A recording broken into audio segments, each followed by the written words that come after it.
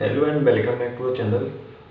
हमने last time concrete chapter हमने ख़त्म कर चुके थे हम लोग।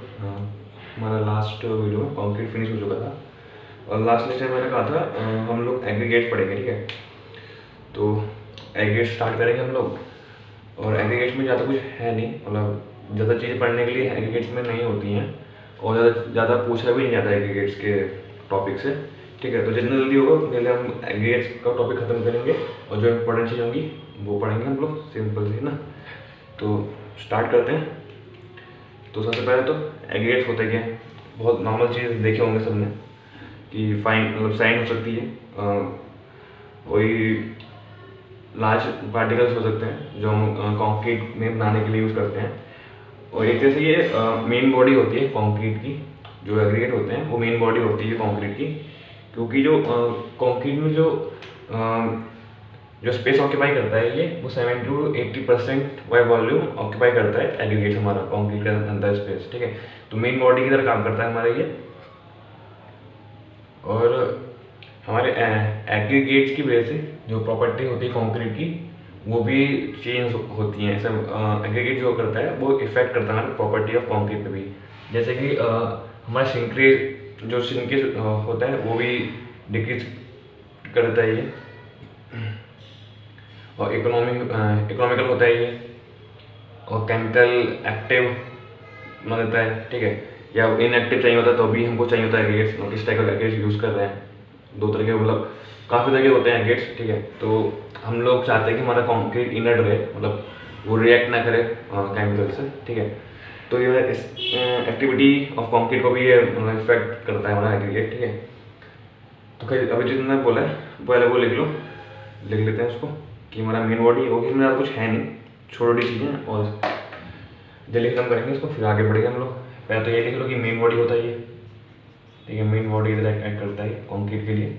तो main body of concrete, main body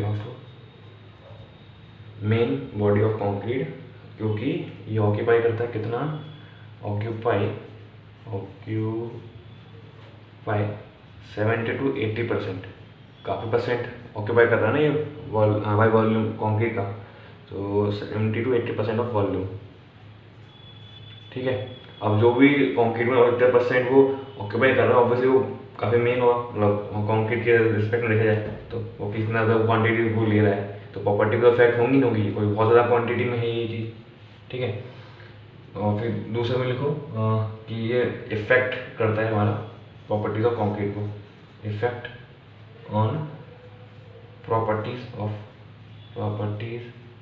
of concrete. दो तरह के एग्रीगेट्स होते हैं, फाइन और कोर्स, है ना। प्रॉपर्टीज ऑफ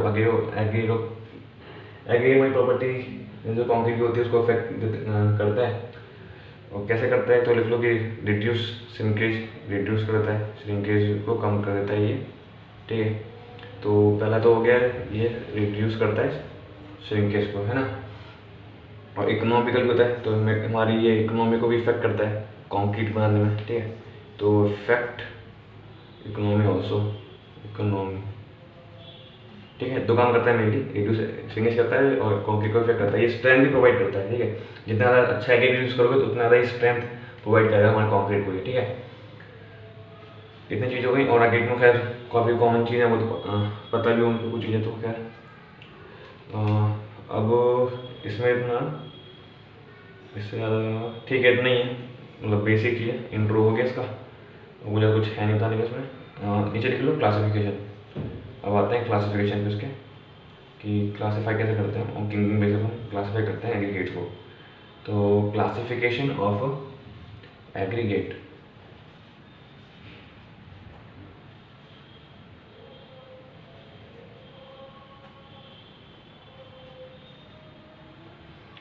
ठीक है। सबसे पहले होता है हमारा नेचुरली अकरिंग एग्रीगेट, जो हमको नॉर्मल में मिल जाता है ऐसी, ठीक है। तो पहला आता है हमारे पास नेचुरल एग्रीगेट, ठीक है। अब हमारे नेचुरल एरिया में कौन कौन सी चीज़ आ सकती हैं जो नेचुरली अकरिंग हो इन्वायरमेंट में, ठीक है। तो नेचुरली अकरिंग कौन कौन से होंगे, जो हमारी रॉक्स होती हैं नेचुरली अकरिंग रॉक्स हो गई जनरली, ठीक है। तो वो हो सकती है, सैंड हो सकती है, वो सैंड को भी बनाता नहीं है ना। तो यही सब चीज़ें हैं। तो पहला सैंड लिख लो, ग्रेवल हो गया, और फिर क्या हो सकता है इसमें, स्टोन को क्रश कर सकते हैं या रॉक को क्रश कर लो, ठीक है। तो क्रस्ट रॉक हो गया, ये भी अकरिंग है, नेचुरल अकरिंग है, क्योंकि रॉक भी नेचुरली अकर होती है इन्वायरमेंट में, है ना। क्रश रॉक में तुम लिख लो ग्रेनाइट लिख लो, ग्रेनाइट हो गया, ये तुम्हारा बसाल्ट हो गया, ठीक है। ये तुम्हारे नेचुरल अकरिंग एग्रीगेट्स हैं जो इन्वायरमेंट में देखे जाते हैं, ठीक है।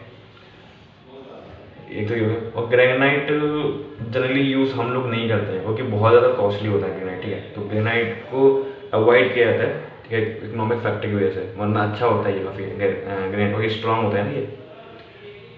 तो अब आते हैं दूसरे पे जिसका नाम है आर्टिफिशियल। अब इसको बनाते हैं हम लोग, है ना। आर्टिफिशियल एग्रीगेट, नाम से पता चल रहा है कि इसको बनाया गया है, हम खुद बनाएंगे, ठीक है। तो आर्टिफिशियल एग्रीगेट। अब इसमें होता है ब्रोकन ब्रिक्स हो गया, ब्रोकन ब्रिक्स, क्योंकि ब्रिक्स को भी हम बनाते हैं ना, आगे पढ़ेंगे ब्रिक्स के बारे में हम लोग आगे चैप्टर में, कि ब्रिक्स को भी बनाया जाता है, क्रिंच में बनाया जाता है, ठीक है। ये भी हम देखा भी होगा, मतलब देखी पता ही होंगी चीज़, ये ब्रिक मतलब बनाई जाती है, मिट्टी वगैरह में बनाई जाती है, किलिंग होते हैं जनरली उनमें बनाई जाती है ना। तो उनको छोटे छोटे पीस में तोड़ दोगे तो वो एग्री का काम करते हैं हमारे कंक्रीट में, है ना। तो ब्रोकन ब्रिक्स हो गए, ब्लास्ट फर्नेस हो गया, ठीक है, ब्लास्ट फर्नेस हो गए, ठीक है। इसी तरह के होते हैं और जो भी हम बनाते हैं ना, बस। और उसमें तुम कुछ पॉइंट्स हैं बोल भी लो। अब हमने ये तो लिख लिया क्लासिफिकेशन की नेचुरल और आर्टिफिशियल होता है। अब इसमें से अच्छा कौन सा होता है, खराब कौन सा होता है, ठीक है। सबसे अच्छा जो होता है वो करता है क्रस्ट रॉक में, कंप्रेसिव स्ट्रेंथ के बेस पे, ठीक है। With respect to compressive strength crust rock is the best, ठीक है। तो ये लिख लो crust rock aggregate, crust rock aggregate, इसको लाइन कर दो। Crust rock aggregate have high compressive strength, ठीक है।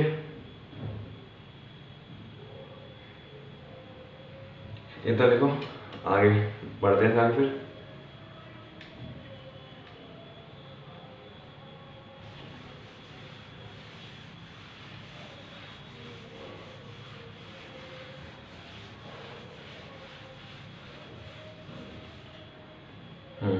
ब्रोकन ब्रिक देखा था हमने, आर्टिफिशियल एग्रीगेट में देखा था ना broken bricks.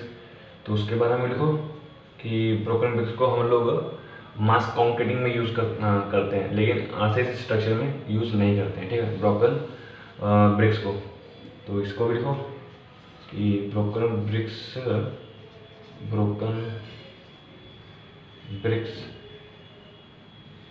Are suitable for mass concreting,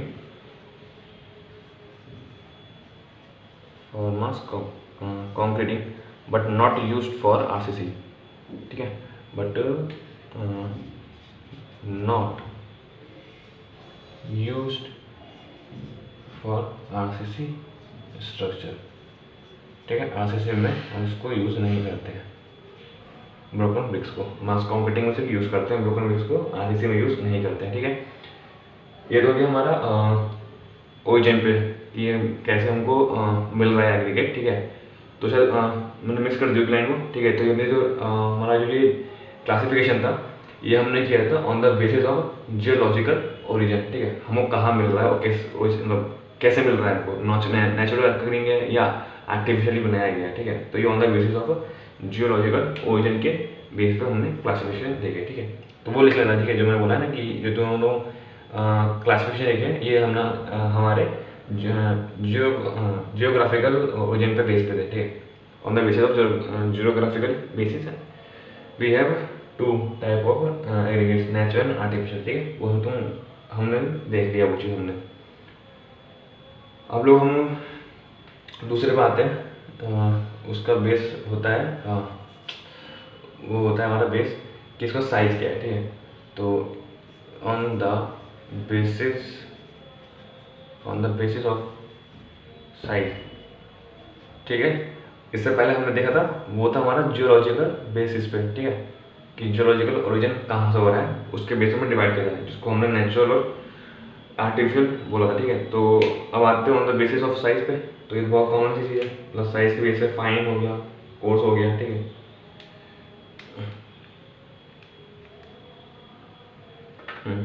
तो कुछ नहीं है, मतलब बहुत छोटे से चीज़ इसमें, ये फाइन होता है हमारा, कोर्स हो गया, फाइन कोर्स, और कौन सा होते हैं हमारे पास, एक होता है हमारे पास ऑल इन एग्रीगेट, ठीक है, जिसको जो नेचुरली आखिर होता है, ठीक है। Fine course and all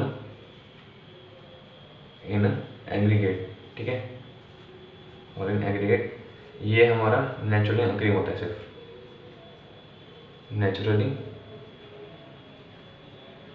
occurring, ठीक है, नेचुरली अक्रिंग हो गया। एक होता है हमारे पास साइक्लोपीन, ठीक है, साइक्लोपीन एग्रीगेट होते हैं हमारे पास, इसका तुम साइज लिख लो, ठीक है, साइक्लोपीन एग्रीगेट, ठीक है। इसका हमारे पास साइज होता है, साइक्लोपीन एग्रीगेट का साइज होता है हमारे पास 80 to 300 mm, ये होता है हमारे पास साइक्लोपीन एग्रीगेट का साइज, ठीक है। अब एक चीज़ होती है फाइननेस मॉडल्स, सुना होगा, ठीक है। तो फाइननेस मॉडल को ना हम किसी भी एग्रीगेट को डिवाइड करते हैं, फाइन सैंड है या मीडियम सैंड है या कोर्स सैंड है, ठीक है, फाइननेस मॉडल्स के बेस पे, ठीक है। तो ये भी तुम डेटा लिख लो, इसी में लिख लो, ठीक है, on the basis of size पे, वो इससे क्वेश्चन पूछे जाते हैं। और ये तुम्हारे SSC JEE की मेंस में भी पूछा गया था फाइनेंस मॉडल्स के बेस पर कि क्लासिफिकेशन करना है तुमको। तो पहले फाइनेंस मॉडल निकालते हैं, फिर हम देखते हैं कि वो किस रेंज में लाई कर रहा है, उसके बेस पर बताते हैं कि ये फाइन मॉडल्स किस में लाई करता है, उसके बेस पर हम बताते हैं कि ये सेंड जो है वो फाइन है, मीडियम है, कोर्स है, ठीक है। तो फाइनेंस मॉडल्स के बेस पर निकालते हैं हम लोग, वो भी बताएंगे फाइनेंस मॉडल्स ऐसे निकालते हैं, ठीक है। तो आगे या दूसरे क्लासेस में ये सब्जेक्ट में बता देंगे, ठीक है।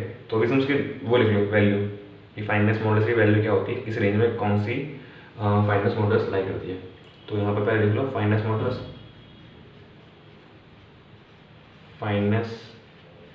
लिख लो, ठीक है।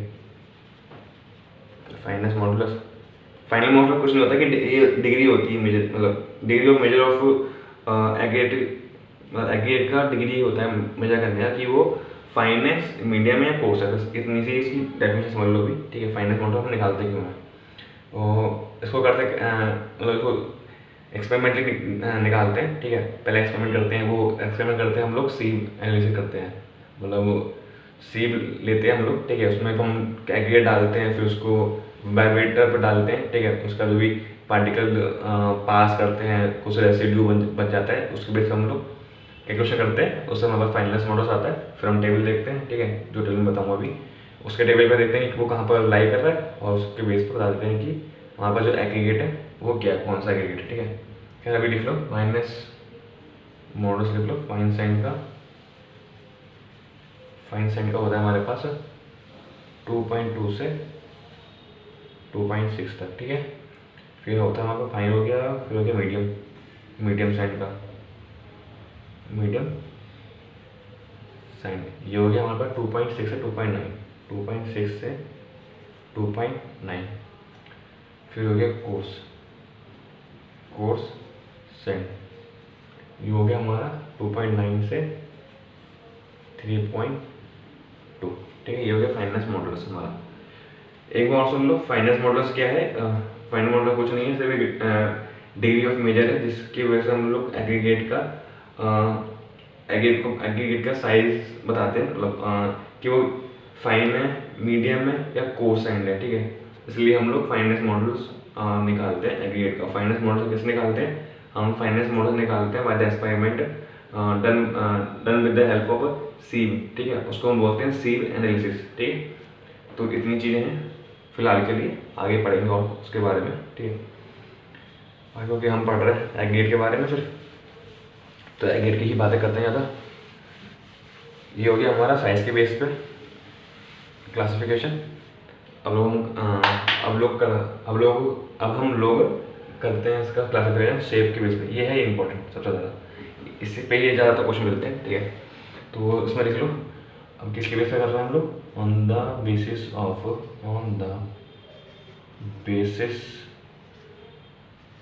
ऑफ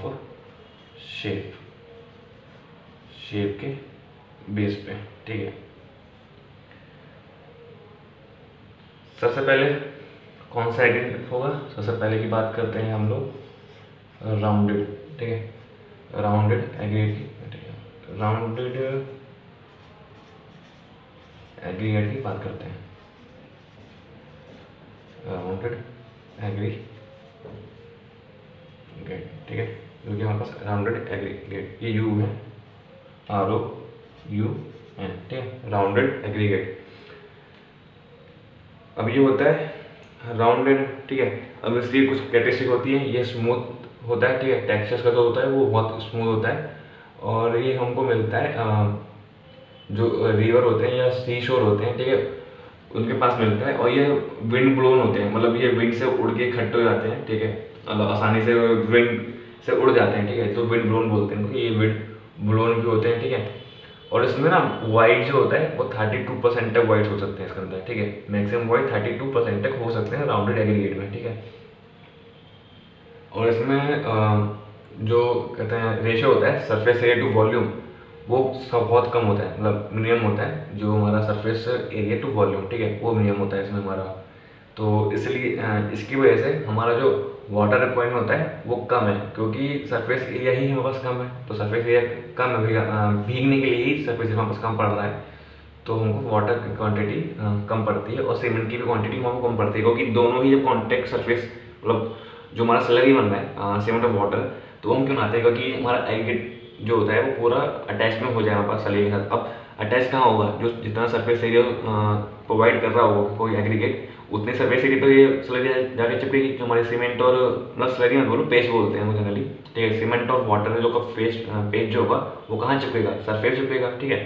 अब सरफेस ही कम है तो ऑब्वियस चीज़ है ना, सीमेंट और वाटर ही कम यूज़ होगा, तो वही चीज़ है कि जब सरफेस टू वॉल्यूम रेशियो कम है तो वाटर और सीमेंट भी मतलब वाटर और सीमेंट की रिक्वायरमेंट भी कम होती है, ठीक है।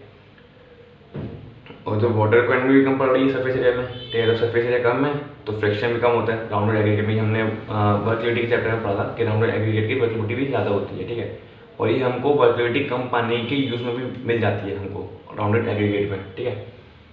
और इसमें राउंडेड एग्रीगेट है तो पुअर इंटरलॉकिंग होती है, ठीक है, पुअर इंटरलॉकिंग हमको प्रोवाइड कर रहा है, तो स्ट्रेंथ भी हमको कम प्रोवाइड ही करता है ये, ठीक है। तो स्ट्रेंथ के लिए भी बेकार है, और स्ट्रेंथ के लिए बेकार होता है हमारे पास ये राउंडेड एग्रीगेट, ठीक है, क्योंकि इसमें इंटरलॉकिंग अच्छी नहीं होती है। खैर इतनी चीज़ें हैं इसमें जो जाननी चाहिए हमको, हम लिखते हैं हम सिर्फ इसमें जो हमने मतलब जो मैंने बोला उसको सब नॉर्मली लिख देते हैं इसको, ठीक है। सबसे पहले उसमें कि वाइड कितना होते हैं ना, इसमें वाइड जो होता है ना वो होता है 32% तक होता है इसमें वाइड।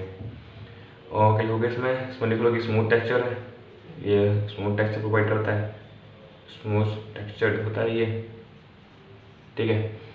फिर इसमें कह लो कि हाँ कहाँ पर मिलता है ये, तो यूजुअली obtained from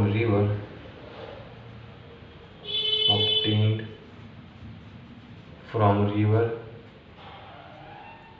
और सी शोर, समुद्र के आसपास, ठीक है, और सी शोर, और विंड ब्लोन, हवा से उड़ के आ जाता है, ठीक है, और विंड ब्लोन, ठीक है। अब वो एक चीज़ उसमें रेशो वाले लिखते हैं सरफेस एरिया के बारे में कि इसका मिनिमम रेशो होता है सरफेस एरिया, ठीक है, तो लिखो minimum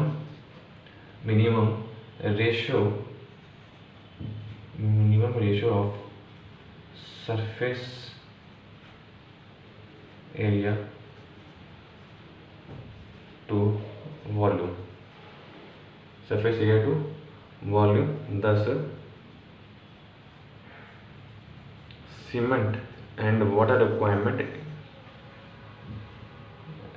the cement and water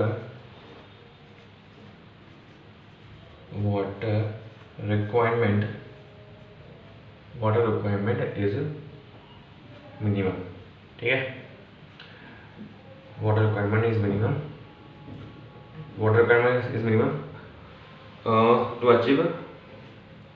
to achieve desired workability.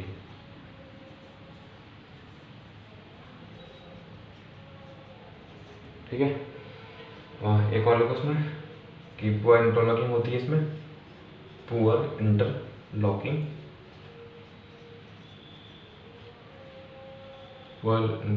Bond between particles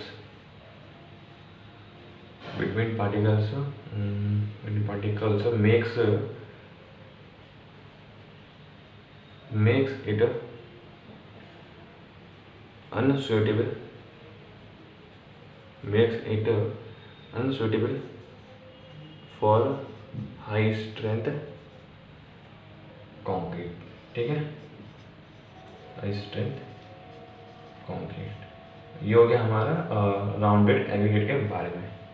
ठीक है, अब इसके बाद दूसरा एग्रीगेट, उसका नाम है हमारे पास दूसरा एग्रीगेट, राउंडेड एग्रीगेट के बाद जो हमारे पास राउंडेड एग्रीगेट के बाद हमारे पास जो दूसरा एग्रीगेट है उसका नाम है इररेगुलर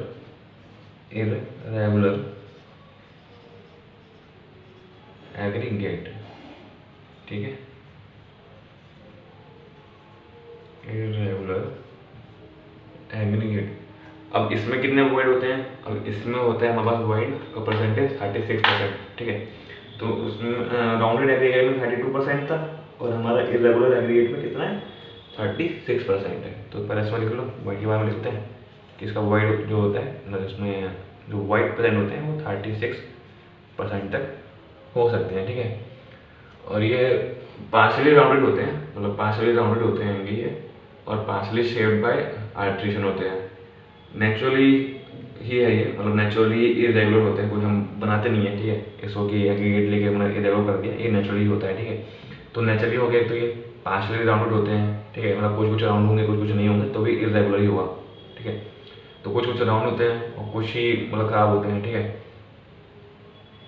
अब इसमें इरेगुलरिटी है, मतलब राउंडेड की तरह ऐसे सब राउंड नहीं है। ठीक है, चिकनापन नहीं है एक तरह से, तो इरेगुलरिटी में कम होता है चिकनापन, तो इंटरलॉकिंग ज़्यादा अच्छी होती है as compare to rounded aggregate. ठीक है, तो उसमें जो इंटरलॉकिंग होती है वो अच्छी होती है। ठीक है, और ये सुइटेबल होता है, हमारा जो ऑर्डिनरी कॉन्क्रीट होता है ना, उसमें ये सुइटेबल होता है एग्रीगेट। ठीक है, तो हम एग्रीगेट यूज़ करते हैं ऑर्डिनरी कॉन्क्रीट के लिए। ठीक है, कंपेरिजन कर रहे हैं हम लोग राउंडेड एग्रीगेट। ठीक है, अगर राउंडेड एग्रीगेट के कंपेरिजन में चीज़ें बोल रहे हैं इरेगुलर एग्रीगेट के बारे में। ठीक है, कि इससे ज़्यादा वाइड होता है इसमें, इससे ज़्यादा इंटरलॉकिंग होती है इसमें। ठीक है, इसलिए, और इससे मतलब ऑर्डिनरी कॉन्क्रीट के लिए इससे बेटर हम ये यूज़ करते हैं, है ना।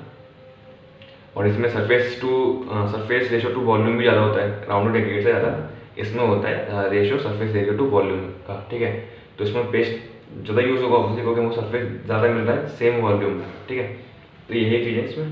तो लिखते हैं इसके बारे में। तो वाइड हो गया, नेचुरली क्या करेंगे ये, naturally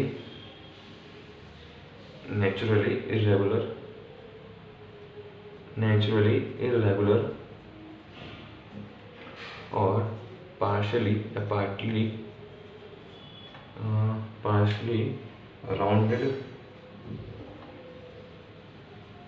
and partially shaped by attrition। ठीक है,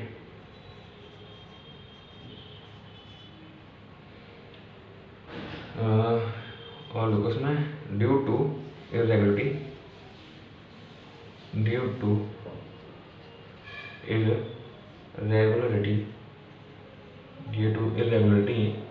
in shape due to irregularity in shape they develop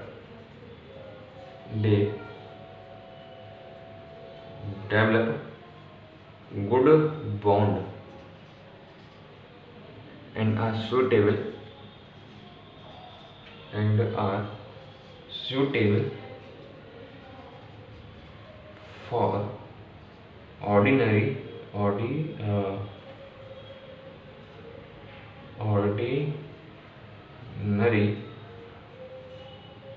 concrete।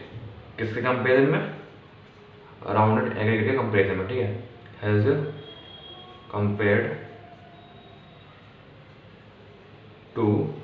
Has compared to rounded aggregate,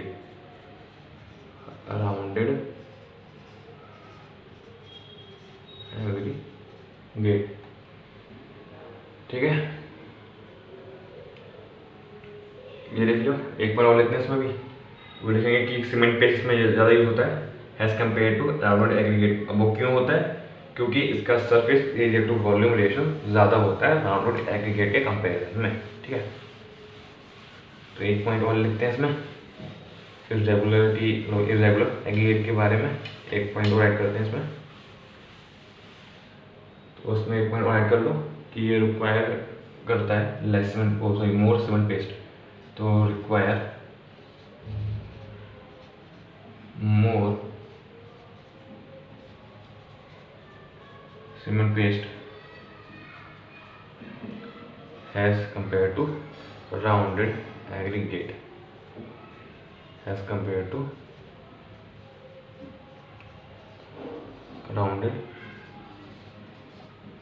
rounded aggregate, ठीक है। अब तीसरा एग्रीगेट का टाइप हमने दो देख लिए, कौन कौन से देख लिए? राउंडेड एग्रीगेट देख लिया हमने, इरेगुलर एग्रीगेट देख लिया, और हम देखेंगे अब तीसरा जिसका नाम है एंगुलर एग्रीगेट, ठीक है। एंगुलर, यही सबसे अच्छा एग्रीगेट होता है हमारा, मतलब सबसे अच्छा एग्रीगेट होता है जो हम यूज़ कर सकते हैं कंक्रीट में हाई स्ट्रेंथ लेने के लिए, ठीक है। तो एंगुलर एग्रीगेट,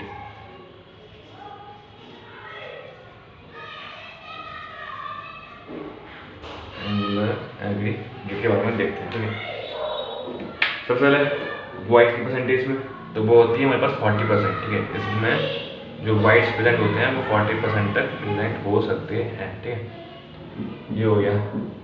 फिर आते हैं इसका टेक्सचर या शेप के बारे में। तो ये होता है एंगुलर होता है, नाम से पता चल गया एंगुलर एग्रीगेट है तो एंगुलर है, ठीक है। मतलब ऐसा कुछ होता है, ऐसे भी कुछ होते हैं, ठीक है। मतलब ये शेप, इस शेप टाइप का होता है एंगुलर, ठीक है। तो एंगुलर होता है ये बाय शेप, और इसमें शार्प होते हैं, मतलब शार्प कोने निकल होते हैं, ठीक है। तो शार्प होता है, एंगुलर होता है और रफ होता है, ठीक है। तो यहाँ पर तीन चीज़ हो गई, शार्प, एंगुलर एंड रफ, ठीक है। और अच्छा बॉन्ड तो होगी इसमें, इंटरलॉकिंग अच्छी होगी इसमें, ठीक है। तो इंटरलॉकिंग अच्छी होगी इसमें, जिसकी वजह से बॉन्ड स्ट्रॉन्ग बनेंगे पार्टिकल के बीच में, ठीक है। और जब इंटरलॉकिंग अच्छी है, बॉन्ड अच्छा हो रहा है पार्टिकल के बीच में, तो हाई स्ट्रेंथ देगा ये हमारे कंक्रीट को।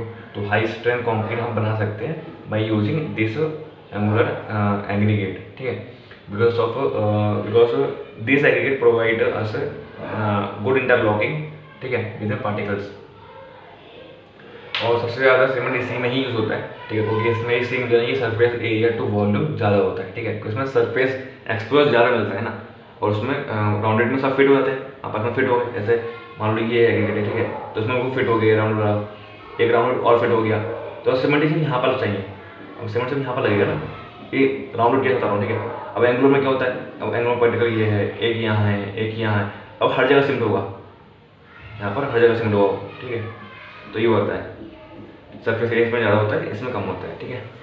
तो इसलिए हमारे पास जितना ज़्यादा सरफेस एरिया होगा उतना ही सीमेंट को जगह मिलेगी, मतलब अच्छे बॉन्डिंग क्रिएट करने के लिए, ठीक है। क्योंकि हमारा सीमेंट ही बाइंडिंग प्रॉपर्टी दे रहा है, ठीक है। तो बाइंडिंग प्रॉपर्टी प्लस इसकी खुद की इंटरलॉकिंग, तो सबसे ज़्यादा उनको स्ट्रेंथ किस मिलेगी? सबसे ज़्यादा स्ट्रेंथ जो मिलेगी हमको वो एंगुलर में मिलेगी ना, क्योंकि इंटरलॉकिंग अच्छी मिल रही है, सीमेंट भी जा रहा है इसमें, तो उससे भी बाइंडिंग प्रॉपर्टी दे रहा है वो सीमेंट भी हमारा, ठीक है। खैर इतनी चीज़ हो गई इसमें। अब लिखते हैं इसके बारे में। पहले तो इसका शेप ये होता है, शार्प होता है, ठीक है, न्यूक्लियर निकल होता है सफ़ेद पे, ठीक है। शार्प हो गया, एंगुलर तो हो ही गया, एंगुलर एंड रफ टेक्सचर होता है इसका, ठीक है। Angular and rough, sharp, angular and rough, ठीक है। हाँ, इंटरलॉकिंग अच्छी होती है तो गुड, बॉन्ड भी अच्छा क्रिएट करता है, तो लिख दो very good bond, very good bond. यार ना हम कंपेरिजन कर रहे हैं, ठीक है, ऊपर के दो से कर रहे हैं हम इसका कंपेरिजन, ठीक है। इससे पहले हमने इरेगुलर का हमने कंपेरिजन किससे किया था, राउंडेड से किया था। अब हम देख रहे हैं एंगुलर, तो एंगुलर का कंपेरिजन हम किससे कर रहे हैं, ऊपर के दोनों से जो राउंडेड और इरेगुलर थे, ठीक है।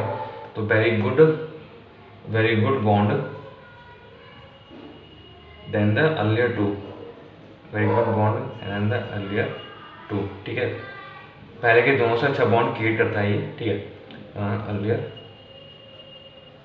अर्लियर टू, क्योंकि इंटरलॉकिंग अच्छी होती है इसमें। मोस्ट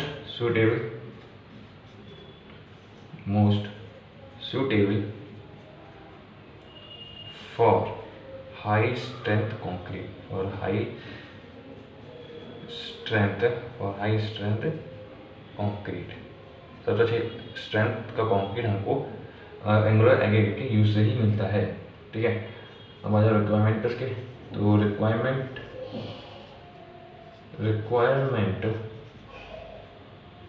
ऑफ सीमेंट पेस्ट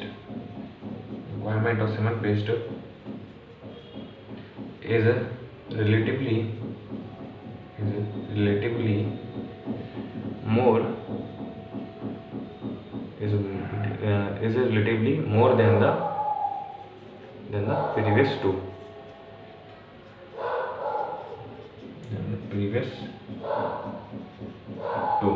ठीक है।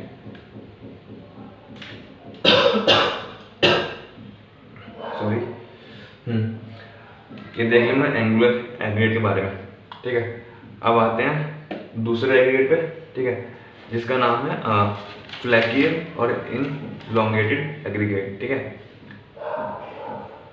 वही हमारा लास्ट टाइप ऑफ एग्रीगेट है, ठीक है। तो लिखते हैं इस पे कि फ्लैकी, नाम लिखते हैं इसका फ्लैकी एंड इलॉन्गेटेड एग्रीगेट। ये लंबे होते हैं, चपटे होते हैं, ठीक है। इलॉन्गेटेड एग्रीगेट, हमारे इलॉन्गेटेड तो ऑब्वियसली लंबे ही होंगे, नाम से चल रहा है, और फ्लैकी तो चपटे से होते हैं, ठीक है, पतले से होते हैं। तो इलॉन्गेटेड एग्रीगेट,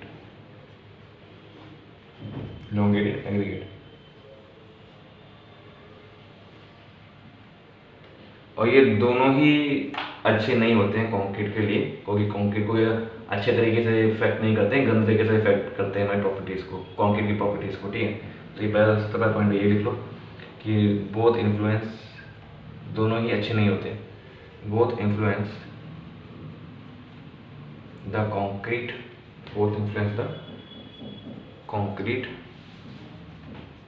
प्रॉपर्टीज एडवर्सली, यहाँ पे लिखना एडवर्सली, ठीक है, अच्छे तरीके से इफेक्ट नहीं करते। अब दो तरीके के हैं ये, फ्लैकी है, इलॉन्गेटेड है, ठीक है। तो पहले हम बात करते हैं फ्लैकी पे, तो पहले लिख लो फ्लैकी एग्रीगेट।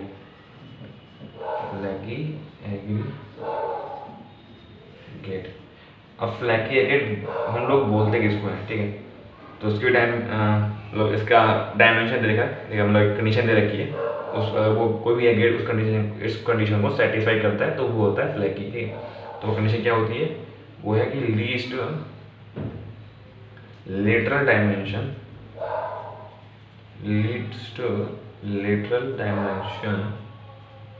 मतलब कितना मोटा है उसका, मतलब कितनी थिकनेस है उसकी, ठीक है। लेटरल डायमेंशन लिख लो ब्रैकेट में, थिकनेस की बात हो रही है यहाँ पर, थिकनेस, ठीक है, लीस्ट लेटरल डायमेंशन थिकनेस, ठीक है। If less than 0.6 times mean dimension, ठीक है। मीन डायमेंशन के 6.3, मतलब अगर हमारा लेटरल डायमेंशन जो सबसे छोटा है, मतलब 3 डायमेंशन होंगे ऑब्वियसली, उसमें से सबसे छोटी डायमेंशन है ना, अगर वो 0.6 टाइम्स ऑफ मीन डायमेंशन से कम है तो वो हमारा फ्लैकी एग्रीगेट की कैटेगरी में आता है, ठीक है। अब ये कंडीशन किसके लिए एप्लीकेबल नहीं है, ये कंडीशन में एप्लीकेबल उन एग्रीगेट के साइज के लिए एप्लीकेबल नहीं है जिनका साइज 6.3 mm से छोटा होता है, ठीक है। तो ये हम फॉर्मूला नहीं लगा सकते किसके लिए, जिन एग्रीगेट का साइज 6.3 mm से छोटा है, ठीक है। तो not applicable two sizes less than 6.3 mm, ठीक है। ये हो गया हमारा फ्लैकी एग्रीगेट के कंडीशन के बारे में, ठीक है। अब सेम चीज़ उसके लिए इलोंगेटेड एग्रीगेट के लिए, उसके लिए भी कंडीशन होती है कि हम किसको इलोंगेटेड एग्रीगेट बोलेंगे। तो अब लिखते हैं इलोंगेटेड एग्रीगेट के बारे में।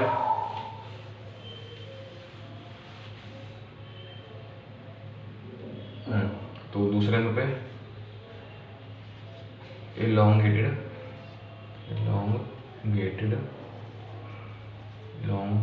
एग्रीगेट, ठीक है।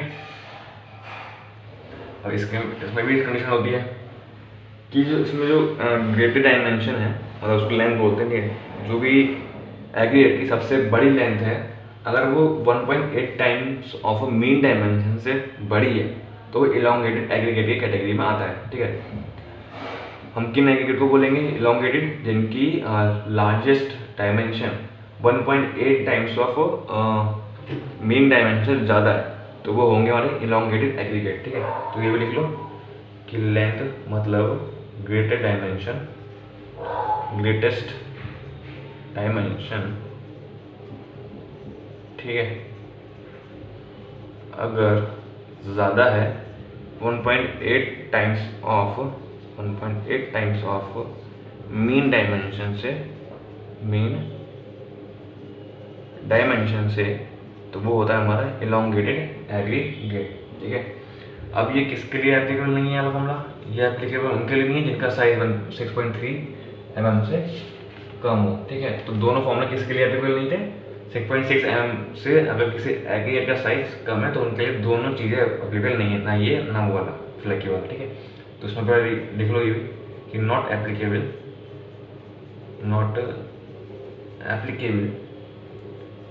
Two sizes less than 6.3 mm, ठीक है।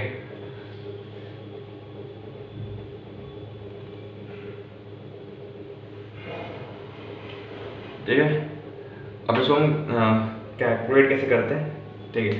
तो हम इसमें इसके लिए फ्लैकीनेस इंडेक्स टेस्ट करते हैं, ठीक है। तो उसमें हम मतलब सीव एनालिसिस होता है जैसे, ठीक है। सीव एनालिसिस होते हैं हमारे जो हमने साइज दिया ना, उन साइज का हम सीव बनाते हैं, ठीक है। तो जैसे हम फ्लैकी के बारे में बात करते हैं, फ्लैकी का जो साइज है, ठीक है, चलो इलोंगेटिंग की बात करते हैं, ठीक है। अगर इलोंगेटिंग में क्या बोला है कि length 1.8 times of mean dimension से ज़्यादा है तो इलोंगेटेड है, ठीक है। तो हम सी बनाएंगे जिसका जो नाम है, जिसका जो जैसे सी होती है ये, ठीक है। तो ये सी है, तो इस सी को जो ये साइज होगा ना, ये साइज जो होगा 1.8 टाइम्स ऑफ मीन डायमेंशन होगा, ठीक है। और जो उस पर रिटेन कर देंगे, जितने भी रिटेन कर देंगे वो क्या होंगे, इलोंगेटेड होंगे, ठीक है। अब मान लो अगर इसका size 0.6 times of mean dimension का है और तो भी पास कर गए इसमें, मतलब अगर इनका size 0.6 times of mean dimension रखा और इसको पास कर गए तो वो कौन से हो जाएंगे, वो हो जाएंगे मतलब फ्लैकी एग्रीगेट, ठीक है। तो इस दो हम टेस्ट परफॉर्म करते हैं सेम सैंपल लेके, ठीक है। और इसको बोलते हैं फ्लैकीनेस इंडेक्स टेस्ट, ठीक है। अब वो पहले ऐसे मान लो फ्लैकी इंडेक्स हमने निकाल दिया, मतलब सैंपल में से हमने फ्लैकी वाले हमने छाट लिए, मतलब कि ये जो हमारे पास फ्लैकी मटेरियल है हमारे पास, ठीक है। तो हम उसको ना रिमूव कर देंगे सैंपल से और फिर हम बाकी जो बचा होगा वो हम टेस्ट के डाल देंगे इलोंगेटेड के लिए, समझे। मान लो एक सैंपल है, सैंपल लिया हमने, इसको टेस्ट कराया, ठीक है। मतलब यही हमने सी एनालिसिस किया, ठीक है। तो मान लो जो भी पास कर गए 0.6 टाइम्स ऑफ मिड डायमेंशन के साइज को, मतलब साइज मतलब जो हमने सी एनालिसिस लिया था, सी लिया था हमने, उसमें जो इनकी जो साइज थी ना, सी साइज बोलते हैं, ठीक है, इनको सी साइज बोल दो कि 0.6 टाइम्स ऑफ मिड डायमेंशन थी, ठीक है, इनकी साइज। अगर उससे पास कर गए, ठीक है, जो पास कर गए वो हमारे फ्लैकी हो गए। तो जो पास कर गए 0.6 वाले को, ठीक है, मीन वाले से, वो हमारे फ्लैकी हो गए। अब फ्लैकी हम ऊपर चल गए, अब फ्लैकी वालों को हम रिमूव कर देंगे, ठीक है, तो ये हो जाएंगे रिमूव, क्योंकि हमने फ्लैकी निकाल दी। और जो रिमेनिंग जो होगा सैंपल, उसको हम टेस्ट कराएंगे इलोंगेटेड के लिए, इलोंगेटेड के लिए हम टेस्ट करेंगे, ठीक है। अब ये जो साइज होगा 1.8 टाइम्स ऑफ उसका होगा मीन डायमेंशन का, जो छलनी के साइज होंगे इसमें, जो सी के साइज होंगे, ठीक है, वो 1.8 टाइम्स ऑफ एल एम होंगे, जो मीन डायमेंशन हम कर रहे हैं, ठीक है, वो एल एम बोल दिया मैंने अभी के लिए, ठीक है। तो वो एल एम बोल दिया मैंने, एल एम क्या है, मीन डायमेंशन, ठीक है। तो 1.8 टाइम्स ऑफ मीन डायमेंशन का ही हो गया साइज हमारे पास इलोंगेटेड वाले टेस्ट के केस में, ठीक है। अब इसमें जो रिटर्न कर जाएगा, ठीक है, जो रिटर्न कर गया वो हमारा इलोंगेटेड कहलाएगा, ठीक है। ये होता है हमारा प्रोसेस फ्लैकीनेस इंडेक्स टेस्ट का, ठीक है।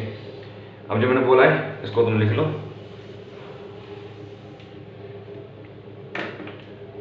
तो इसमें लिख लो after carrying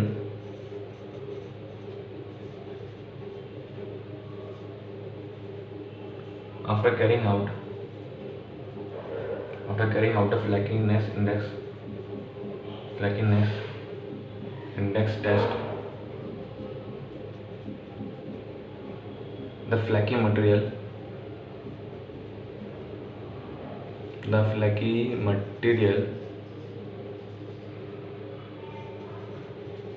shall be removed from sample, and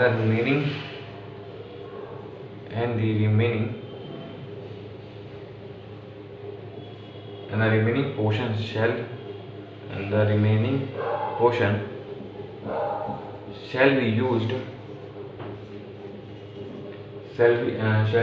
for carrying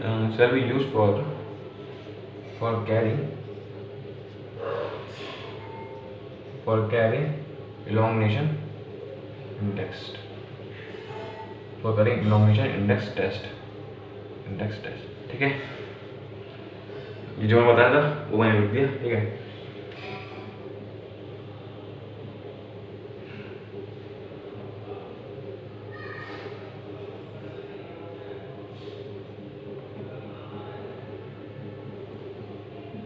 ठीक है, ये होगा हमारा aggregate classification on the basis of shape, ठीक है। अब हम देखते हैं एग्रीगेट के कैरेक्टरिस्टिक, ठीक है, क्या क्या कैरेक्टरिस्टिक एग्रीगेट के होते हैं।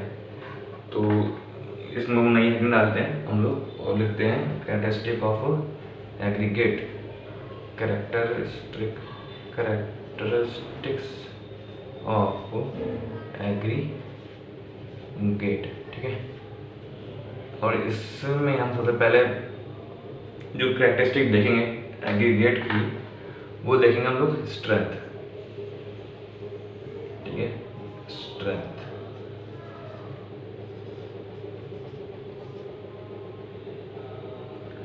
अब स्ट्रेंथ जो है एग्रीगेट की कम से कम कंक्रीट के स्ट्रेंथ के बराबर होनी चाहिए, ठीक है। तो strength of aggregate should at least equal to concrete, सबसे पहला पॉइंट, ठीक है। और ये देखा गया है कि नेचुरल एग्रीगेट जो होते हैं वो ज़्यादा स्ट्रांग होते हैं आर्टिफिशियल एग्रीगेट के कंपेरिजन में, ठीक है। ये हमने उसमें भी देखा था अभी जब हमने क्लासिफिकेशन देखा था उसका एग्रीगेट को on the basis of geological origin में, ठीक है। उसमें हमने पॉइंट लिखवाया था ना कि क्रस्ट स्टोन का कंसिस्टेंस ज़्यादा होता है, ब्रोकन ब्रिक्स यूज ही नहीं करते हम आरसीसी में, है ना। तो हमने वो पहले देख लिया था। तो नेचुरल एग्रीगेट जो होते हैं वो जनरली स्ट्रॉन्गर होते हैं, ठीक है। ये हो गई।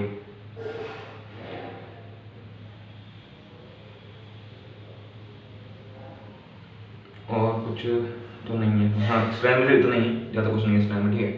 लेकिन फिर भी मतलब अब टेस्ट हम फिर भी करते हैं, ठीक है, स्ट्रेंथ टेस्ट हम लोग फिर भी करते हैं एग्रीगेट का, कि चाहे वो जनरली स्ट्रांग होता है या नहीं होता है, लेकिन फिर भी हम टेस्ट करते हैं उस पर, ठीक है। तो इसमें लिख लो at least strength of concrete, sorry strength of aggregate at least equal to should at least strength of aggregate should at least equal to concrete, ठीक है, ये तो होना चाहिए। दूसरा पॉइंट है उसमें कि जो नेचुरल एग्रीगेट होते हैं, नेचुरल एग्रीगेट्स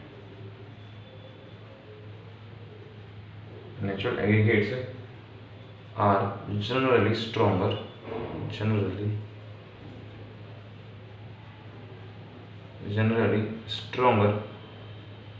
than concrete, ठीक है, ये आर्टिफिशियल कंक्रीट से, ठीक है। But they are still required to be tested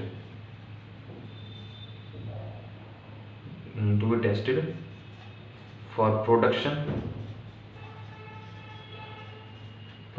of high strength and ultra high strength concrete, ठीक है, for production of high and ultra high strength concrete, ठीक है, लिख लो तो ना।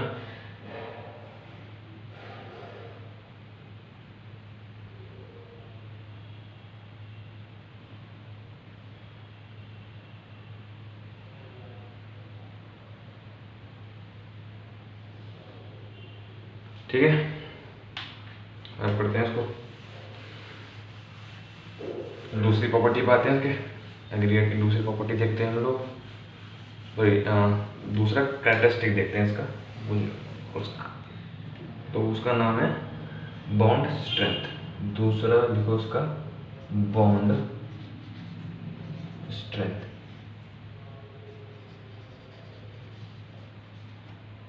ठीक है। तो उसमें सबसे बड़ी चीज़ है जितना तो रफ सरफेस होगा उतना ही बेटर बॉन्ड होगा, ये हम लोग देख चुके हैं, एंगुलर एग्रीगेट में देखा नहीं है, ठीक है। और इसमें due to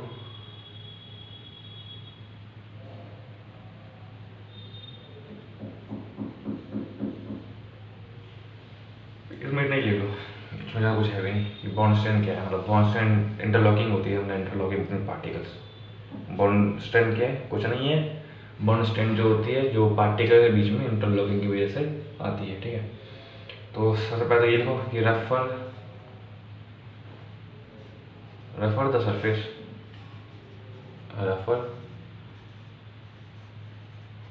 the surface, texture of the particle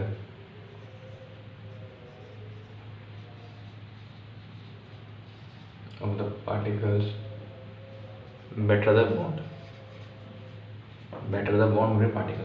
better the bond between particles।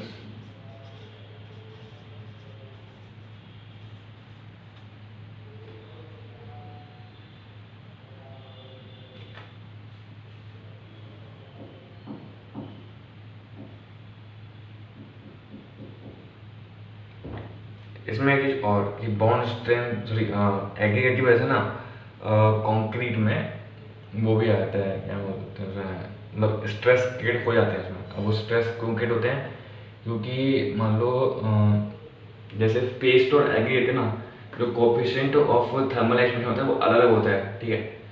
तो श्रिंकेज जो सीमेंट पेस्ट है वो तो श्रिंक हो जाएगा ना हाइड्रेशन के टाइम पे, जो वाटर हो गया फिर वो चला जाता है, इवापोरेट हो गया या जो भी हाइड्रेशन में यूज हो गया तो वाटर हट गया, तो हमारा जो सीमेंट होता है वो हमारा श्रिंक करता है।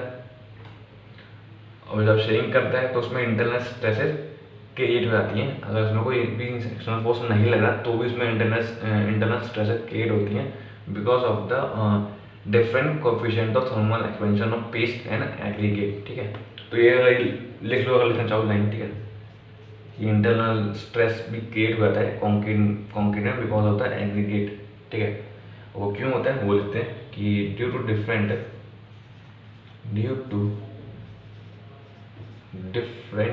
coefficient due to different coefficients of thermal expansion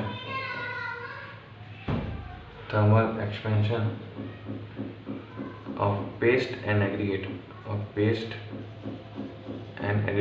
paste मतलब क्या, cement and water and concrete, मतलब सीमेंट एंड वाटर। ठीक है, जनरली उसको बोलते हैं पेस्ट। तो कंक्रीट जो मिक्सर होता है ना, पेस्ट प्लस एग्रीगेट, उसे हम बोलते हैं कंक्रीट। तो पेस्ट एंड एग्रीगेट का different coefficient of thermal expansion होता है। ठीक है, due to different coefficients of thermal expansion of paste and aggregate, also due to shrinkage of cement paste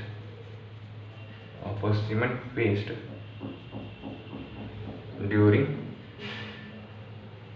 hardening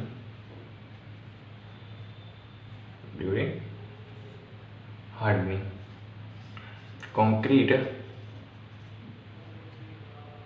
is in a state of internal stress even if no external forces are present। External force ना होने के बाद भी concrete में internal stress create हो जाते हैं क्योंकि different coefficient of thermal expansion of paste and aggregate. ठीक है, और due to the shrinkage of cement paste, ये तो होता ही होता है। ठीक है, ये तो कॉमन चीज़ है। तो no external force are present.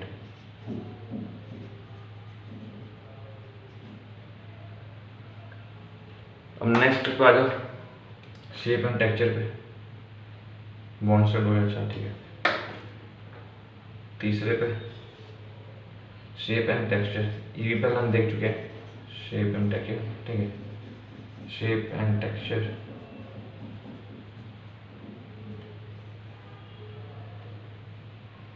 तो उसमें हम ये देख चुके हैं कि राउंडेड एग्रीगेट जो होता है वो हाईली वर्केबल होता है लेकिन स्ट्रेंथ कम देता है हमको। ठीक है, फ्लैकी एग्रीगेट में सीमेंट पेस्ट ज़्यादा लग जाता है। ठीक है, और उसमें सबसे ज़्यादा वाइट्स होते हैं फ्लैकी एग्रीगेट्स में, तो इसलिए डिज़ायरेबल नहीं होता है क्योंकि बहुत ज़्यादा वाइट्स क्रिएट हो जाते हैं फ्लैकी में और सीमेंट पेस्ट भी बहुत ज़्यादा यूज़ हो रहा होता है। हमको स्ट्रेंथ इतनी अच्छी नहीं मिल रही होती तो उसको मतलब डिज़ायरेबल नहीं होता है, हमको जनरली यूज़ नहीं करते हैं। ठीक, दो ही पॉइंट है मेनली, वही लिख लो। बाकी बताइए एनुलर में जो होता है वो रफ सरफेस होती है। ठीक है, और उसमें अच्छी स्ट्रेंथ मिलती है, वो सब चीज़ें। ठीक है, तो वो वापिस ही लिखवाने का मतलब नहीं है। तो जो दो चीज़ें लिख लो, लिखना चाहते हो, वरना सेम ही चीज़ें हैं। Rounded aggregate,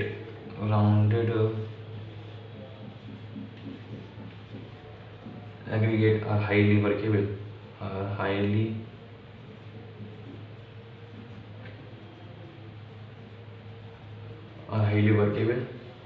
but yield low strength concrete।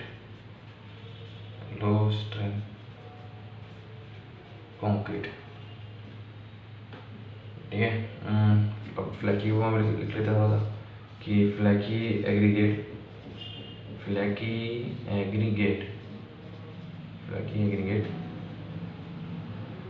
require more cement paste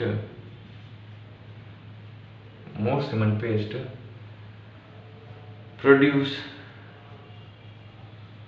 maximum voids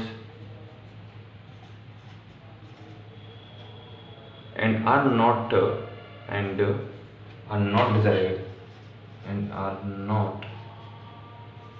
desirable ठीक है, क्योंकि सीमेंट पेस्ट यूज हो रहा है और सबसे ज़्यादा वॉइस भी क्रिएट कर रहा है हमारा, ठीक है। इतना लिख लो और भी प्रॉपर्टीज की वो भी देखते हैं भी।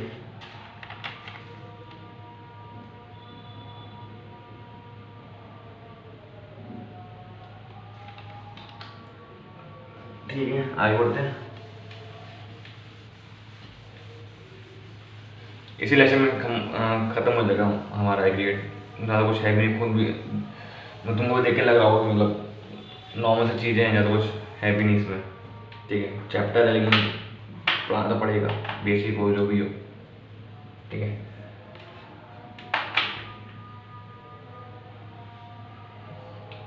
अब आते हैं स्पेसिफिक ग्रेविटी पे। स्पेसिफिक ग्रेविटी, ठीक है। ये बताता है हमको क्वालिटी ऑफ एग्रीगेट, तो लिख लो इंडिकेटिव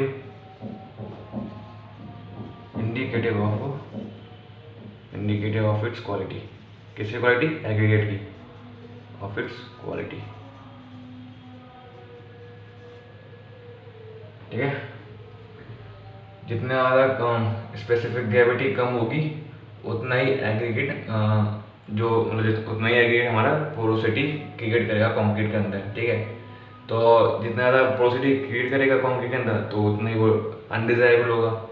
और क्योंकि अनडिजायरेबल क्यों होगा? क्योंकि वो ड्यूरेबिलिटी कंक्रीट की कम कर देगा, मतलब बहुत ही गंदी ड्यूरेबिलिटी प्रोवाइड करेगा कंक्रीट को, क्योंकि पोरस कंक्रीट हमारा क्रिएट हो रहा है, ठीक है। एक ही पॉइंट है, हाई में अच्छा होगा, सिंपल चीज़ है, उल्टा हो जाएगा। हाई में इसका उल्टा कर देता हूँ, मैं लो में लिख रहा हूँ ना, उसमें तुम हाई में उल्टा लिख लेना। लो स्पेसिफिक ग्रेविटी, तो कौन सा हमको एग्रीगेट यूज करना चाहिए? जिसका स्पेसिफिक ग्रेविटी मीडियम हो या हाई हो, ठीक है। तो लो स्पेसिफिक ग्रेविटी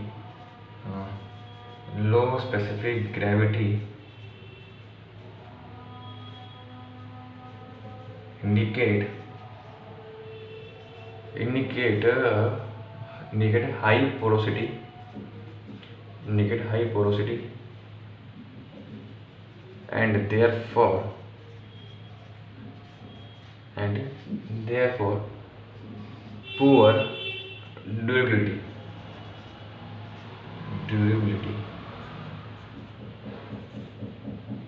ठीक है, एंड लो स्ट्रेंथ, ठीक है। जैसा कंक्रीट में होता है वैसा एग्रीगेट में होता है हमारा।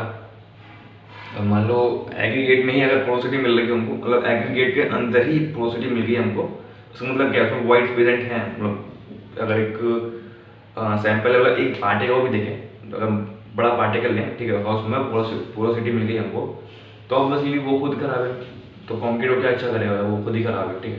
तो उसमें पोरोसिटी है तो ड्यूरेबिलिटी खराब होगी उसकी, क्योंकि इसमें वाटर जा सकता है, वाटर चला गया एक बार तो काफ़ी मतलब वाटर जाने का काफ़ी कुछ कर सकता है वो, जैसे कि सबसे पहले तो वही करेगा, फ्रॉस्ट और थ्रोइंग कर देगा, तो उससे क्रैक्स क्रिएट कर सकता है वो, ठीक है। कोई रिएक्शन हो सकती है, अगर लिक्विड के साथ कोई केमिकल चला गया, ठीक है, तो उससे रिएक्ट कर सकता है वो, है ना। तो ये सब चीज़ें हैं। तो हमको ये कहना है कि एग्रीगेट की जो स्पेसिफिक ग्रेविटी हो वो हाई हो, अगर क्योंकि अगर लो है तो मतलब उसमें पोरोसिटी है, ठीक है, पोरोसिटी है उसमें तो लो स्ट्रेंथ है। लो स्ट्रेंथ क्यों है? क्योंकि वो ड्यूरेबल नहीं है। अब बात करते हैं दूसरी प्रॉपर्टी कैरेक्टरिस्टिक पे, उसका नाम है बल्क डेंसिटी। और ये अब ये क्या होता है हमको, मतलब ये क्यों जाननी होती है हमको बल्क डेंसिटी एग्रीगेट की? क्योंकि ये हमको बताता है shape of aggregate and grading of aggregate, ठीक है। तो क्या होता है हमको, ये देता है हमको इंफॉर्मेशन देता है इसके regarding, information regarding shape and grading of aggregate.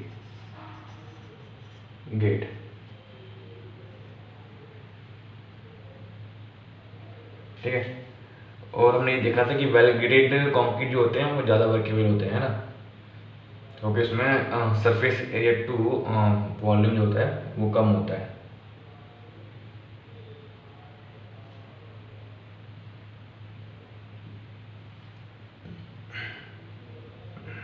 ठीक है, कहाँ पर ठीक है, हम लिखते हैं इसका आगे। अब हमको कौन सा चाहिए, ठीक है, मान लो क्या किसी एग्रीगेट का वर्क डेंसिटी ज़्यादा मिल गई हमको, तो वो हमको बताती है कि उस एग्रीगेट में वाइड्स कम है। ठीक है, वाइड्स कम है, ये तो अच्छी बात है, वाइड्स कम है उस एग्रीगेट में, लेकिन स्ट्रेंथ पॉइंट ऑफ व्यू से अच्छी बात नहीं है, क्योंकि वाइड्स कम है मतलब कि सीमेंट पेस्ट को मतलब सीमेंट पेस्ट को स्पेस नहीं मिल रहा है फिल होने के लिए, क्योंकि वाइड्स ही नहीं है। जब वाइड्स ही नहीं है तो सीमेंट कहाँ जाएगा, कहाँ डालोगे सीमेंट, जब उसमें वाइड्स ही नहीं बन पा रहे हैं एग्रीगेट्स में, है ना। तो हमको हाइयर वर्क डेंसिटी का एग्रीगेट यूज़ नहीं करना होता है। ठीक है, तो उसमें लिख लो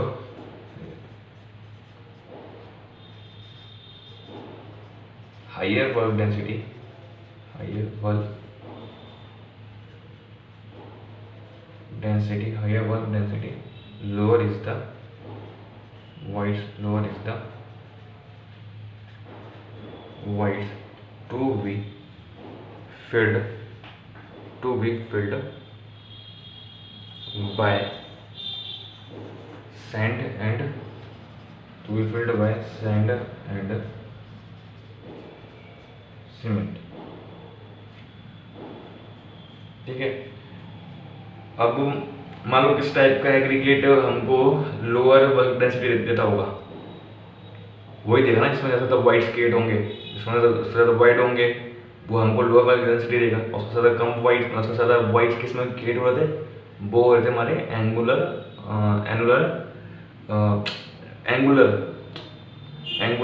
एग्रीगेट में सबसे ज़्यादा हमको वाइट मिल रहे थे। ठीक है, तो उसका मतलब क्या है, उसकी वर्क डेंसिटी कम है ना।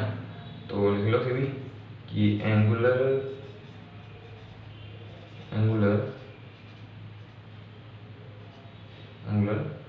Aggregate show lower bulk density. Specific gravity ज़्यादा होना चाहिए, बल्क डेंसिटी कम होनी चाहिए। ठीक है, for good quality of aggregate. ठीक है,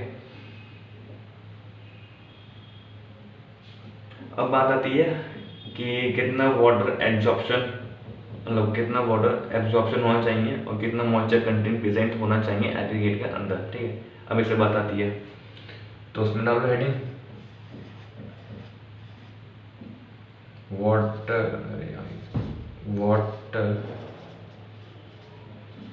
एब्जॉर्प्शन एंड मॉइस्चर कंटेंट। ठीक है, water absorption and moisture content के बारे में बात करते हैं। ठीक है, पहले तो फॉर्मूला लिख लो इसका कि एब्जॉर्प्शन का फॉर्मूला क्या होता है एग्रीगेट में। तो परसेंटेज एब्जॉर्प्शन ऑफ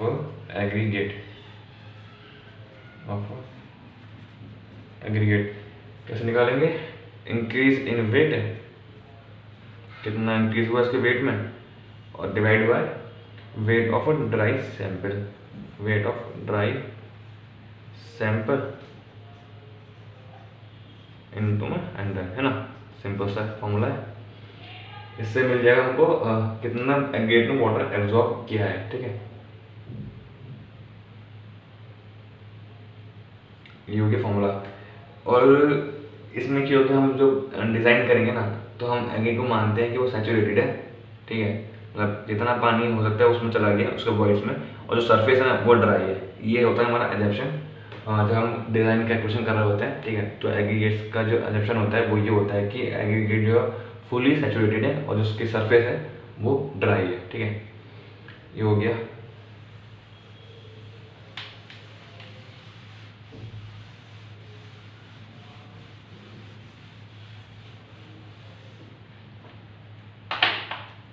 अब इसमें एक चीज़ और लिखो, जो वर्किंग ऑफ फाइन एग्रीगेट, जो हमको वर्किंग दिखती है फाइन एग्रीगेट की, उसके बारे में देखेंगे। ठीक है, इसमें जनरली जो वॉल्यूम होता है वो इंक्रीज हो जाता है। ठीक है, पहले लिख लो working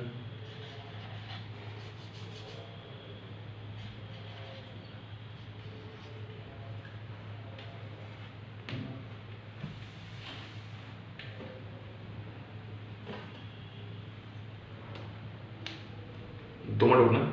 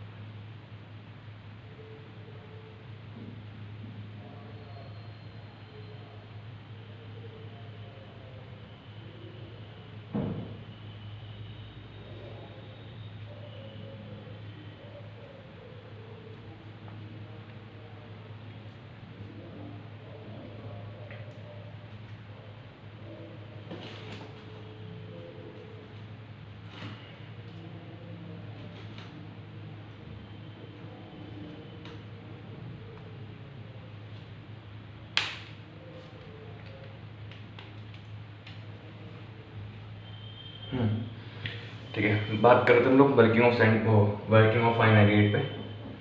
working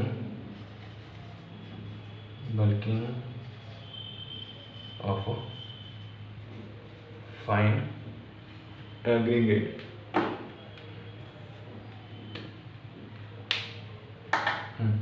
working of fine aggregate.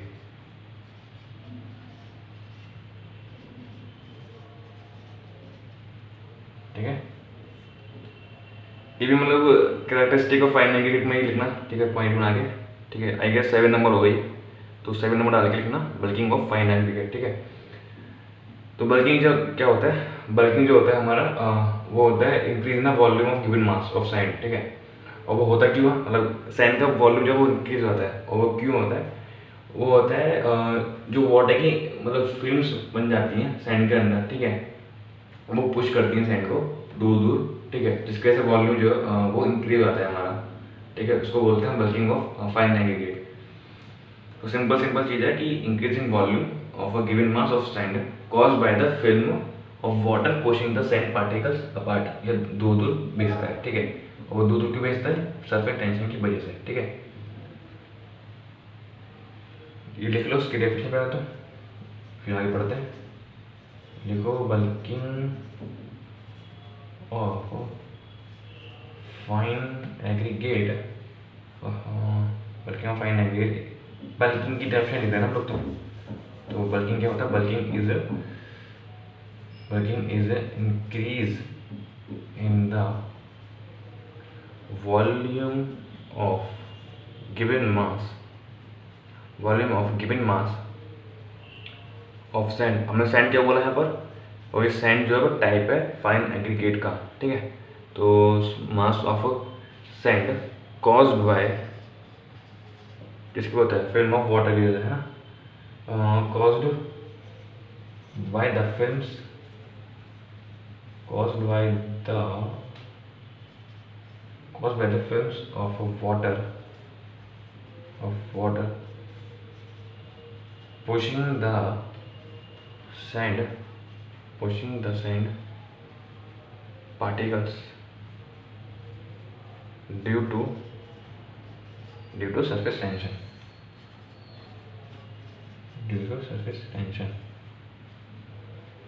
ठीक है, ये हो गया हमारा बल्किंग के बारे में कि बल्किंग होती क्या है। और ये डिपेंड किस पे करता है, ऑब्वियसली है, मतलब जब वाटर की सरफेस टेंशन की वजह से हो रहा है, तो वाटर कंटेंट की वजह से मतलब होता हुआ है, मतलब हो रहा है एक्चुअली। तो बल्किंग किस पे डिपेंड कर रही है, बल्किंग हमारे मॉइस्चर कंटेंट पे डिपेंड कर रही है सैंड के मतलब सैंड में कितना मॉइस्चर कंटेंट है उस पर डिपेंड करती है हमारी बल्किंग, है ना। तो ये लिखो कि depends upon percentage of moisture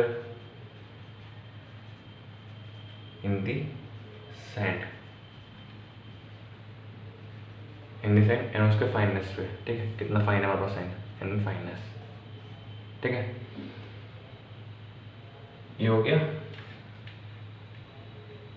अभी ऐसा नहीं है कि मतलब ये वॉल्यूम किसी भी मॉइस्चर कंटेंट पे इंक्रीज होगा, ठीक है। एक particular percent of moisture content पे दिखाता है इंक्रीज इन वॉल्यूम, ठीक है। तो कुछ रेंज पे दिखाता है, वो लिखेंगे हम लोग अभी। और मतलब इसका जो जनरली वॉल्यूम जो इंक्रीज होता है ना, वो 40% तक इंक्रीज हो सकता है हमारा सैंड का वॉल्यूम, ठीक है। तो 40% तक इंक्रीज हो सकता है, लेकिन किस रेंज ऑफ मॉइस्चर कंटेंट की रेंज में होगा, मतलब मॉइस्चर कंटेंट अगर इतने परसेंटेज मतलब 4% से लेकर 6% के बीच में अगर मॉइस्चर कंटेंट रहता है सैंड का, तो उसका वॉल्यूम जो होता है वो मैक्सिमम 40% तक इंक्रीज हो सकता है, ठीक है। ये मैक्सिमम वैल्यू है 40%, ठीक है। तो इसमें ये पॉइंट लिख लो कि क्या लिखोगे इसमें कि कितना इंक्रीज हुआ, हाँ ठीक है। तो लिखो increase up to moisture content of 4 to 6%, maximum 40% increase in volume, increase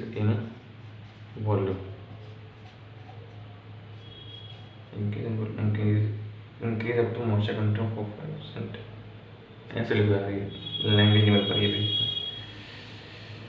data में लिख लो यार, मतलब डेटा की फॉर्म में लिख लो sir.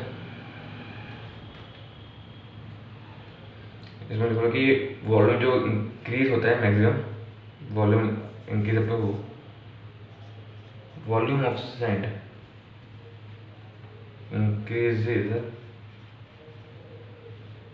increases up to 40% when the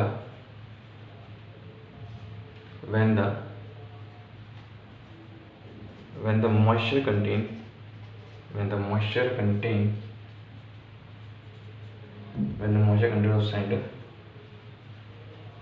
lies between 4 to 6%, ठीक है। अगर मॉइस्चर कंटेंट 4 से 6% के बीच में है तो वॉल्यूम जो होगा सैंड का वो 40% तक इंक्रीज कर जाएगा, ठीक है। अब ऐसा क्यों होता है कि इसके बीच में ही मॉइस्चर कंटेंट मतलब मॉइस्चर कंटेंट इतने बीच में उतना ही उस पर ये इंक्रीज दिखा रहा है, वो इसलिए दिखाता है क्योंकि तुम ज़्यादा मॉइस्चर कंटेंट बढ़ा रहे हो, मतलब कि तुम पानी बढ़ा रहे हो सैंड में, ठीक है। अब पानी तुम बढ़ा रहे हो तो जो सरफेस टेंशन होता है वो ब्रेक हो जाता है, जो पार्टिकल के बीच में जो सरफेस टेंशन क्रिएट हो रहा है, जितना तुम पानी डाल रहे हो ना उसकी वजह से वो पार्टिकल के बीच में जो सरफेस टेंशन क्रिएट हुआ था, जिसकी वजह से वॉल्यूम जो इंक्रीज होता है सैंड में वो ब्रेक होता है। तो सब सरफेस टेंशन ही नहीं रहेगा, जो सरफेस टेंशन ही नहीं रहेगा तो फिर बल्किंग ऑफ सैंड क्यों होगी, क्योंकि यही रिस्पॉन्सिबल था। मतलब रिस्पॉन्सिबल तो फिल्म ऑफ वाटर थी, लेकिन फिल्म क्रिएट हुई तो उसमें जो फोर्स लग रहा है वो सरफेस टेंशन लग रहा है, जिसकी वजह से जो पार्टिकल को पुश कर रहा है ना। तो जब सरफेस टेंशन ही खत्म हो जाएगी, जब मॉइस्चर कंटेंट बढ़ा देंगे हम, पानी ज़्यादा हो जाएगा, तो सरफेस टेंशन खत्म हो जाएगी, जिसकी वजह से बल्किंग ऑफ सैंड नहीं होगी, ठीक है। तो ये रीज़न होता है कि इसके बीच में ही हमको वॉल्यूम ऑफ सैंड दिखता है, ठीक है। ये भी लिख लो कि यहाँ तक इंक्रीज होता है और इसके क्या होगा, इसके ऊपर लिखो if moisture content is more, if moisture content is more, मतलब इससे ज़्यादा, मतलब बात हो रही है कि इससे ज़्यादा अगर मॉइस्चर कंटेंट ज़्यादा है तो, ठीक है। Then film of water on sand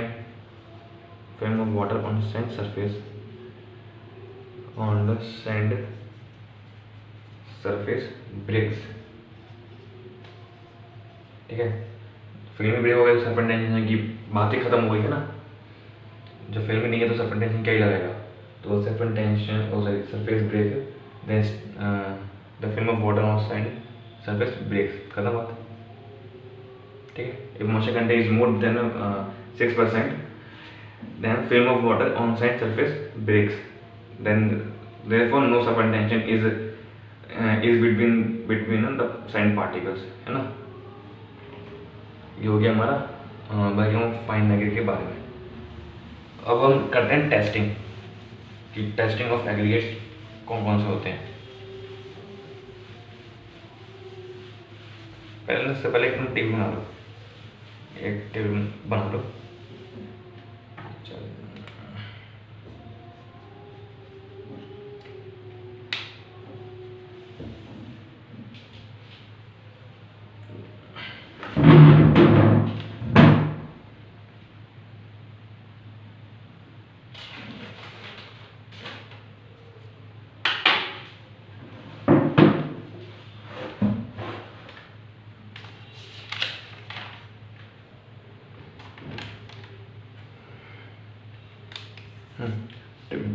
table बना लो इस पर.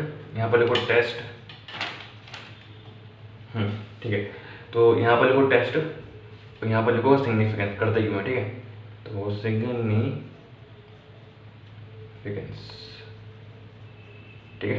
टेस्ट की नेम यहाँ पर लिख देंगे, यहाँ पर हो जाएंगे सिग्निफिकेंस. हम रो टेस्ट करते क्यों, ठीक है. टेबल बना लेते हैं.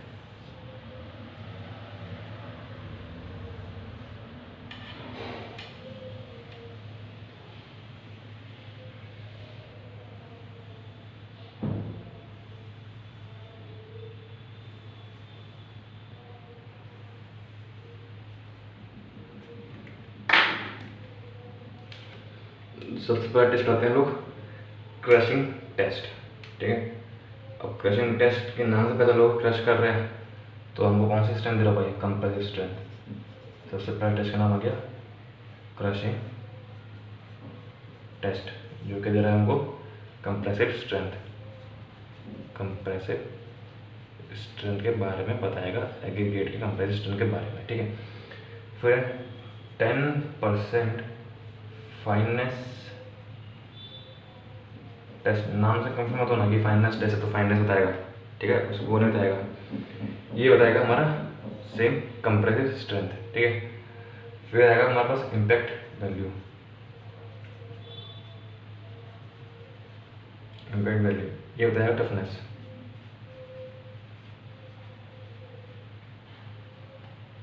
फिर आएगा एब्रेशन टेस्ट. एब्रेशन टेस्ट ये बताएगा हार्डनेस.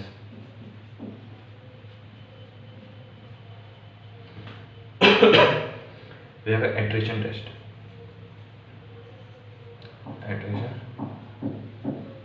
टेस्ट ये बताएगा हमको वेयर, ठीक है.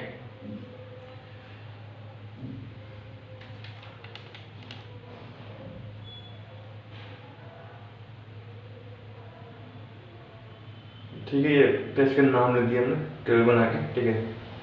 अब थोड़ा इनके बारे में देखते हैं. कुछ कुछ चीज़ें पता होनी चाहिए इनके अंदर भी, ठीक है. वो लोग वो चीज़ देखते हैं अभी एक एक करके, ठीक है. इस हेड मतलब इससे पहले वो डाला ना हेडिंग. वो हेडिंग क्या है अभी बताता हूँ. क्या हेडिंग डालनी है, इससे पहले इससे पहले हेडिंग डालनी है टेबल बनाने से पहले. टेस्टिंग ऑफ एग्रीगेट, उसके अंदर लिख देना चाहिए. ये सब चीज़ उसके अंदर ही आएंगी.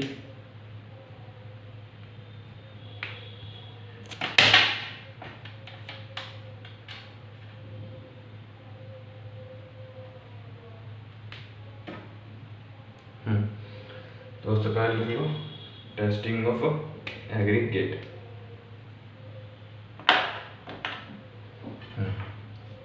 टेस्टिंग ऑफ एग्रीगेट,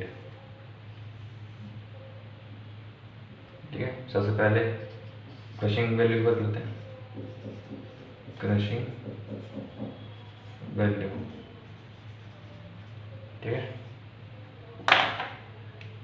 तो for payment construction, for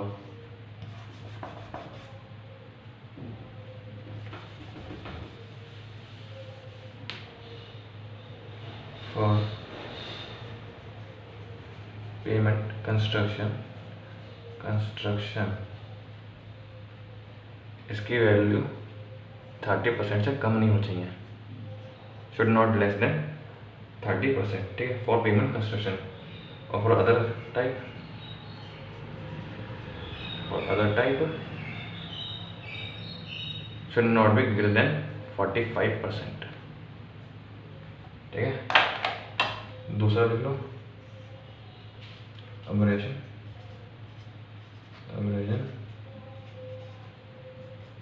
test. ये बताया नहीं था कि वेयर टेल के लिए होता है ना, अच्छा को मैंने वेयर लिखा था ना, टेल लिखना एक और, वेयर एंड टेल लिखना, ठीक है, उससे में वेयर एंड टेल के लिए दोनों के लिए होता है। और जो इंडिया में यूज होता है वो होता है लॉस एंजल्स अबरेशन टेस्ट।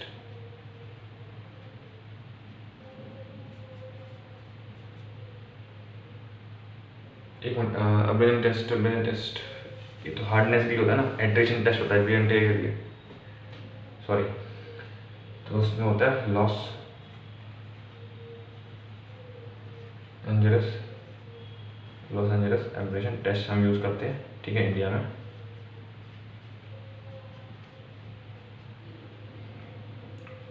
ये ड्रम टाइप का होता है, ठीक है, ड्रम होता है इसमें, और उसमें हम स्टील बॉल डाल देते हैं, ठीक है, स्टील बॉल डाल के उसको घुमाते हैं, और जो टूट जाते हैं, जो बच जाते हैं, उनका परसेंटेज निकाल लेते हैं हम लोग, ठीक है। तो ये होता है हमारा अबरेशन टेस्ट में हम लोग हार्डनेस निकालते थे, है ना। तो अबरेशन टेस्ट में लिख लो कि इसमें रोटेट करते हैं ड्रम को, रोटेटेड वो यार डीपली नहीं पूछता है इनसे ना, इसलिए ज़्यादा डीपली नहीं पढ़नी है, सब जो ऊपर ऊपर चीज़ें हमको पता होनी चाहिए, जो पूछी जाती हैं, पूछे गए हैं क्वेश्चन, उन्हीं पे हम देख रहे हैं, ठीक है, चीज़ें। तो rotated the drum at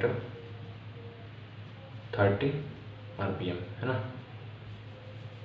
30 RPM।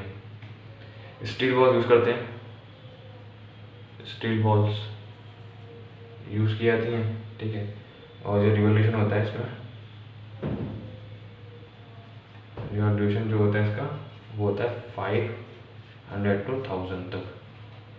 ये रिवोल्यूशन हो गया, ये आरपीएम हो गया, जिससे आरपीएम से रोटेट कर रहा है वो 30 हो गया, ठीक है। अब परसेंटेज देखते हैं इसका, परसेंटेज कितनी वैल्यू चाहिए इसकी फॉर पेमेंट के लिए अगेन 30%, लेकिन इसमें ज़्यादा नहीं होना चाहिए इस बार, कि जो पेमेंट के लिए अबरेशन टेस्ट की वैल्यू जो होगी वो should not be less greater than 30%, ठीक है। ओके, परसेंटेज ज़्यादा होने से मतलब क्या है कि ज़्यादा चीज़ें टूट रही हैं उसके अंदर, जितना ज़्यादा टूट रही हैं ड्रम के अंदर तो उतना हार्डनेस तो कम होगा ना। तो वही है कि जितना ज़्यादा तुम तोड़ोगे उतनी उसकी ज़्यादा अबरेशन टेस्ट की वैल्यू ज़्यादा आएगी, ठीक है। और जितनी ज़्यादा होगी उतना ही हमारे लिए वो अनयूजेबल होगा, अनडिजायरेबल होगा, ठीक है। तो पेमेंट के लिए 30% से ज़्यादा उसकी वैल्यू नहीं होनी चाहिए। और फॉर अदर टाइप के लिए, फॉर अदर टाइप उसकी वैल्यू 45% से ज़्यादा नहीं होनी चाहिए, ठीक है। अब लास्ट वाला जो देखते हैं इसमें, जो लास्ट टेस्ट है वो आ जाओ उसमें इम्पैक्ट टेस्ट। इसमें डायरेक्टली बोलो जो वैल्यू इम्पैक्ट टेस्ट, इसमें डायरेक्टली वैल्यू पूछता है। इम्पैक्ट टेस्ट में पेमेंट के लिए अगेन 30% से ज़्यादा नहीं चाहिए, for payment should not be greater than 30%, and for other should not be greater than 45, and for other type should not be greater than 45, ठीक है। ये हो गया हमारा एग्रीगेट के बारे में जितना पता होना चाहिए AJE के एग्ज़ाम के, मतलब AJE के एग्ज़ाम को देखते हुए जितना हमको एग्रीगेट के बारे में पता होना चाहिए उतना मैंने कर दिया है, ठीक है। इसमें ज़्यादा डीप जाने की जरूरत भी नहीं है, ठीक है, इतना मैक्सिमम है। और कोई कुछ लगेगा इसमें और चीज़ें तो जब ये पूरा खत्म हो जाएंगे सब चैप्टर, उसके बाद मैं कुछ पॉइंट्स लिख पाऊँगा, ठीक है। तो वो भी पॉइंट्स लिख लेना, ठीक है। वो वाले पॉइंट्स है जो कवर नहीं हुए चैप्टर में और पूछे गए हैं एग्ज़ाम में, ठीक है। तो उनकी भी जानकारी होना ज़रूरी है, ठीक है। खैर ये हो गया हमारा एग्रीगेट का चैप्टर ख़त्म हो गया यहाँ पर, ठीक है। और अगले में हम देखते हैं क्या करते हैं आगे, ठीक है, क्योंकि अभी कुछ छोटे छोटे चैप्टर निपटाएंगे हम लोग, जैसे सैंड किले, ठीक है, लाइन, ये छोटे छोटे चैप्टर हैं, ठीक है, इनको पहले निपटाएंगे, फिर हम जम करेंगे बड़े चैप्टर पे, ठीक है, जो बाकी जो बचेंगे बड़े, ठीक है। जैसे टिम्बर और ब्रिक्स, ये 2 बड़े चैप्टर हैं सीमेंट और कंक्रीट के बाद, बाकी सब छोटे छोटे हैं जो हम धीरे धीरे कवर कर ले रहे हैं। उसमें से एग्रीगेट भी एक छोटा चैप्टर में ही काउंट होता है, ठीक है, इससे भी ज़्यादा कुछ पूछने नहीं आता है एग्रीगेट से, ठीक है। Let's wrap up this video and we will meet in the next video with some new chapter, okay। और अगर वीडियो अच्छी लगी तो लाइक और सब्सक्राइब जरूर करना चैनल को, ताकि आगे की वीडियो आप मिस ना कर पाएँ, ठीक है। और हमको भी सपोर्ट आपका फील हो कि आप सपोर्ट कर रहे हैं हम लोग, और हम फिर ज़्यादा से ज़्यादा वीडियो लेके आपको जितना जल्दी हो सके उतना हम लोग कंटिन्यूस इस चैनल पर कवर कर पाएँ, वो सब इंजीनियरिंग हम जल्दी से जल्दी ख़त्म कर पाएँ, और जो भी एडिशनल जो चीज़ें हमको करानी है चैनल में वो भी हम करा पाएंगे, ठीक है। तो हम लोग मिलते हैं नेक्स्ट वीडियो में, तब तक के लिए goodbye and take care.